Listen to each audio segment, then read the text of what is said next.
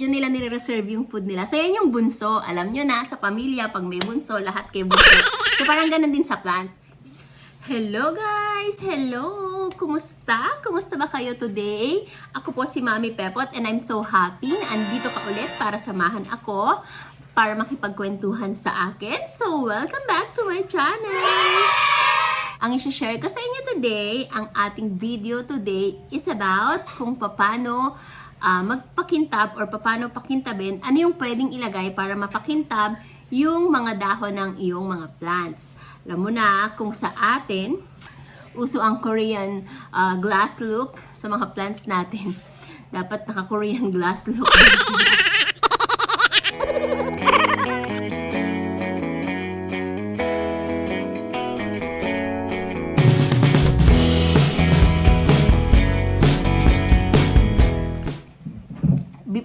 But before we start our video about kung paano magpakintab ng dahon ng ating halaman, invite ko na po kayo na mag-subscribe sa aking channel and click the notification bell para lagi kang notified kapag mayroon akong video, mayroon akong bagong video about plants or anything about motherhood. Before I share with you my recipe, paano ko usually pinapakintab yung leaves ng aking mga plants, let's just answer first the question na kung importante ba na shiny or naka-Korean glass look or naka-highlighter yung ating mga plants, yung mga leaves ng mga plants natin. So siguro if you're seller, if you're a plant reseller, or if you're taking photos of your plant, it's very important na well-polished yung leaves ng plant nyo. Siyempre, ang pangit tingnan sa photos ng maalikabok na plant. Kahit naman ikaw, di ba? If you're taking photo of yourself, as much as possible, nag-glam up ka muna. So, I think that's the most important part siguro ng pagpapakintab ng dahon ng halaman mo is for IG purposes. Pero on a daily basis, it's not really important na makintab yung leaves ng plant mo. What is important is dapat laging malinis yung leaves ng plant mo hangga't maaari, as much as possible, or make it a habit to make sure na free from dust yung leaves ng plants mo. Bakit? Kasi sa leaves nila, doon matatagpuan yung kanilang pores. May pores din sila kagaya natin. And doon sa pores na yun, doon lumalabas yung oxygen, which we need, and the carbon dioxide na kailangan naman nila. So, kung merong dust yung ibabaw ng dahon ng leaves mo, syempre, hindi maximized yung kanilang mga pores or yung tinatawag na stomata. So, very important yun na laging malinis yung dahon ng halaman mo para makakapasok yung carbon dioxide sa kanila, which they need to produce food and para makapag-release sila ng oxygen, which is the reason why kung bakit tayo nag-aalaga ng plants. You know, that's the most amazing part about the plants. They can produce their own food. Alam mo ba yun? They can produce their own food nang hindi kailangan ng other living things. Hindi kagaya natin, para makapag-ulam, makapag-tinola, kailangan natin ng manok, kailangan natin mamitas ng malunggay sa kapitbahay, di ba?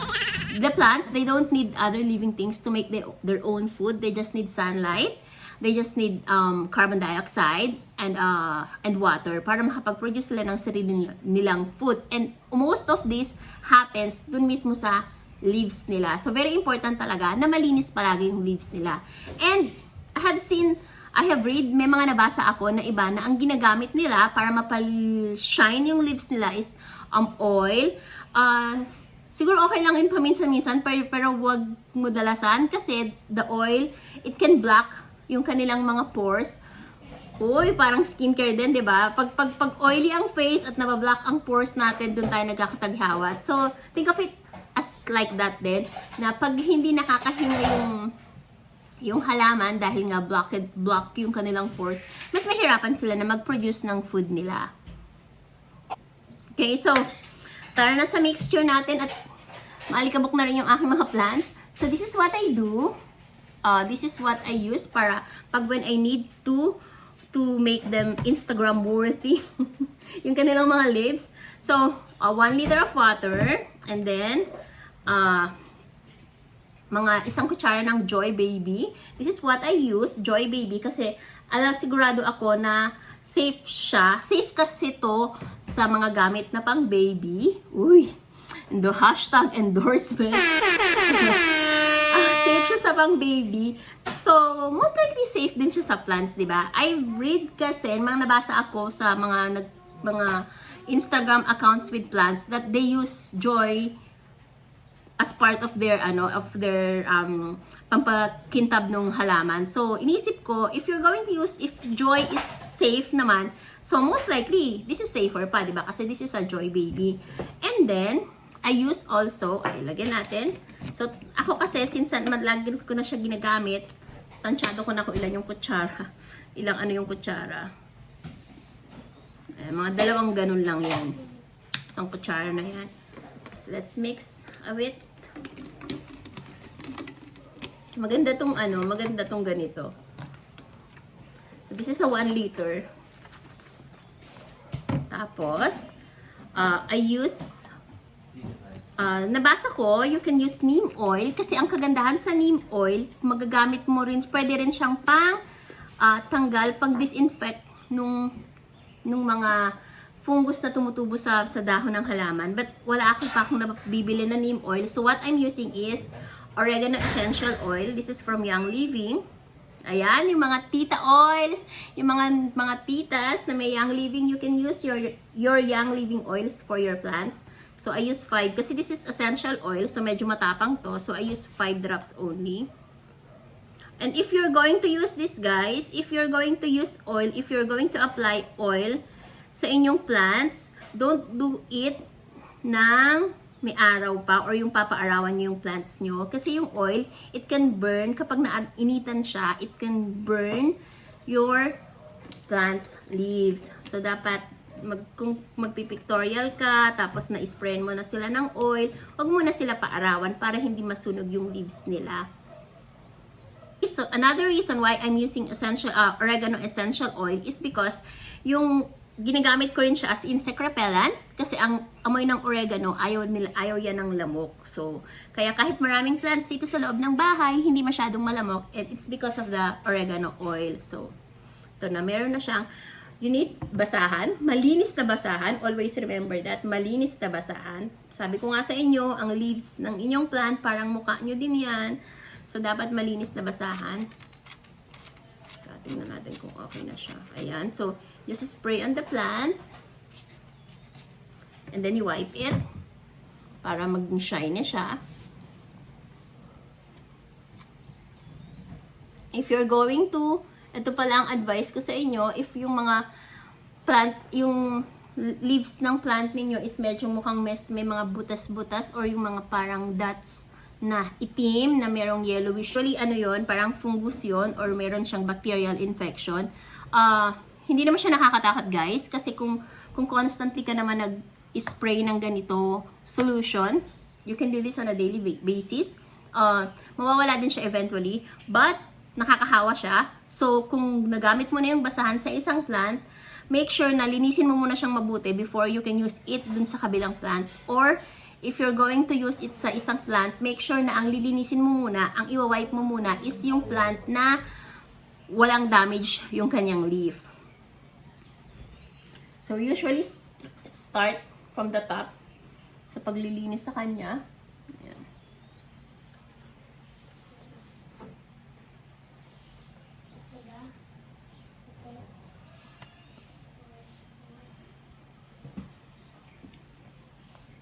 Takes tiyaga talaga. Sabi ng isang friend ko, parang may kilala siya na naghahalaman na they usually spend 2 hours a day tending to her plants.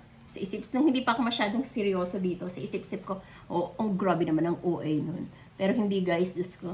Kulang ang maghapon, as in, kung pwede lang, 24 hours a day, alagaan mo sila, bantayan mo sila, punas-punasan mo sila, ganyan. And it's very, it's very rewarding. Especially kapag meron na silang leaves, kagaya niya, nakakatuwa, or mag-start, nag-flower na sila, yung ganyan. Sobrang rewarding yung experience. Sa pakiramdam, tawag dito, nakakasaya sa pakiramdam. Ayan, so, malapit na tayo matapos sa pagpupunas sa kanya. What you will notice is, kapag napunasan mo siya, siguro wala pang isang oras, bumabalik na rin yung kulay, yung dull color niya. So, kaya nga, hindi ko siya ina-advise na make it a point na gawin mo siya na gawin mong goal na lagi silang makintab. Kasi hindi mo talaga siya ma-achieve. Kasi after a while talaga, mawawala din yung kintab niya. At unless, yun nga, lalagyan mo siya ng foundation. Diyos, foundation. So, ayan.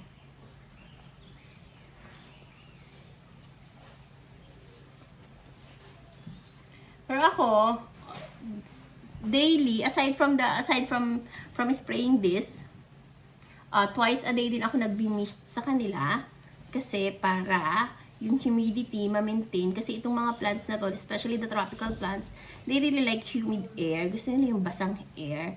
So, nagbi-mist ako once or twice a day, depende sa init, kung gaano ka-init. Pag nakaramdam na ako na parang naiinitan ako, ayan, magbi-mist na ako sa kanila. See, I told you, di ba? Hindi naman siya nagme-maintain na ganun na makintab all throughout the day. So, ayan. The bigger the leaves, mas masarap siyang punasan, mas masarap siyang i-polish. So, if you're looking for plants na malalaking leaves, tapos you're medyo tight yung budget, magandang bumili ng psyllum and pothos, especially the giant pothos, kasi sobrang laki ng leaves ng giant pothos. Pero kung meron ka namang extra money and you want to spend it, you buy a monstera kasi ang ganda talaga ng leaves ng monstera. Yung, not this kind ha, kasi ito, sobrang dami na ito ng fenestration niya. Yung yung parang medium size na, na monstera, deliciosa. As I mentioned earlier, sa leaves talaga gumagawa ng food yung plant. So, syempre, the better the leaves, the prettier the leaves, ibig sabihin, mas healthier yung plant or healthy yung plant. So, indication din talaga yung leaves kung may nangyayari bang masama dun sa plants mo, kung nalulungkot ba sila, kung nauuhaw ba sila, nagugutom ba sila, or kung nasasobrahan na ba sila sa busog. So, we're going to touch a bit kung ano yung mga signs, yung mga usual signs na hindi okay yung plants mo, and ano yung itsura ng leaves nila kapag ganun. So, we're going to start with pag ang plants mo ay overwater. Pag overwater yung plants mo, usually yung leaves mo ay parang nanlalata, pero ano yung pakiramdam nila? Parang malambot yung pakiramdam nila, ganun. Parang ikaw, pag sobrang busog ka, di ba, ganyan, parang nakahiga ka lang, sarap lang matulog, ganun. Ganun yung itsura nung plant mo. Para siyang nakaganon yung dahon niya, nakabagsak na ganun, hanggang sa baba, nakabagsak yan. Pero parang siya, malambot pa rin yung texture niya. Kapag naman dehydrated yung plant mo, nakabagsak din yung leaves niya, pero medyo malutong yung feel niya, parang crispy yung feel niya. Parang ikaw, kapag gutom, aside from nanlalata ka, masungit ka din. Parang crumpy yung itsura niya. Ganun siya. So, you just have to think the plants as like yourself, as like the people around you, so you would know how to take care of them. And then, when it comes naman to kapag kulang yung nutrients niya, yung soil niya, at kailangan mo na siyang i-fertilizers, ang mga signs niyan ay yung dulo ng leaves, usually yung dulo ng leaves, ayan, yung mga dulo, naninilaw siya, ba yung kulay, sa usual na kulay niya, naninilaw siya. So, pag gano'n, nagdidilaw yung leaves niya, yung dulo, especially yung pinakababa na part. Usually kasi kapag leaves, kulang siya ng nutrients. Ang first na naapektuhan, yung nasa baba. Kasi ang ginagawa niya, since yung nasa taas, yung nakakakuha ng most sunlight, so yan yung dyan nila nire-reserve yung food nila. So yan yung bunso, alam nyo na, sa pamilya, pag may bunso, lahat may bunso. So parang ganun din sa plants, yun yung bunso nila. So lahat ng nutrients, inaakit nila sa kanya. So pag merong deficiency, ang naapektuhan, yung mga mas matured, Napaka-unfair ng plants. Joke lang. Yung mga mas matured, so makikita nyo sa baba, pag yung baba ng leaves nyo, parang nagdidilaw yung dulo, kulang ka na sa fertilizer. So, lagyan mo sila ng fertilizer. Pag nagdilig ka, samahan mo ng fertilizer yung ipandidilig mo. They advise naman that you put fertilizer talaga every month or every other month. Tapos naman, kapag yung leaves mo, ayan, palanta na, katulad yan, or damage yung leaves mo, ito, pag damage na ganyan, what you can do is, wag mo nang antayin na mag-fall out pa siya. Usually, ako tinitrim ko na to, ginugupit ko na, kasi, kumbaga sa family affair, kain siya ng kain, pero wala namang siyang silbi. Kumbaga, kain siya ng kain, pero hindi mo siya nagtatrabaho. Kain siya ng kain, pero hindi mo siya naghuhugas ng plato. So, i-evict mo na yan, kasi it's not doing any good dun sa plant mo. Mas ano lang siya, umaagaw lang siya ng nutrients, pero wala naman siyang naiaambag. Saan ba nakakabili ng neem oil? You can look for that sa Shopee or kaya sa Lazada or sa mga Facebook groups about plants. For sure, merong nagbebenta dyan ng neem oil. Ito naman, if you're looking for oregano oil, ito ay nabili ko sa Young Living. If you're interested in Young Living oils, Young Living essential oils, katulad nito, you can chat me below para ma-guide kita kung paano makakaroon ka o makaka-order ka ng Young Living essential oils. So, ayun na guys. Thank you for watching. Mag-spray na ako ng aking mga plants. Pakikintabin ko na yung kanilang mga leaves. Pag usual tamad days ko, hindi ko naman sila wina-wipe isa-isa. Kasi nga, very time consuming siya. Dahil nga kailangan mong, syempre kada plant, bagong pang-wipe. So, from time to time, ini-sprayan ko lang sila para lang magkaroon nga ng mist and para ma-repel yung mga insects na pwedeng lumapit sa kanila. Also, this one, the one with the oregano oil, it can also repel yung mga spider or any insects na pwedeng dumapo dun sa halaman mo kasi nga ayaw nila nung amoy ng oregano. So guys, again, thank you for watching. See you again soon sa isa na namang halaman video. Sana mapanindigan natin to. Maya't maya meron tayong halaman video, di ba? Kasi sobrang nakaka-enjoy talaga mag-alaga ng halaman, di ba? I'm sure you know how it feels. I think this is also the best time to do it kasi tagal-tagal pa tayong mag-stay at home, guys, and seeing this jungle inside your home, seeing them grow, seeing them na unti-unti lumalago, talagang nakakabawas ng worries, nakakabawas ng anxiety, and also it makes you feel good about yourself na, oh, you can take care of the plants. And nalilibang ka din na hindi mo napapansin na lumalakad yung araw and at the same time nakikita mo silang lumalaki. So it's really very rewarding. So I hope wherever you are right now, napapaligiran ka rin ng halaman kagaya ko.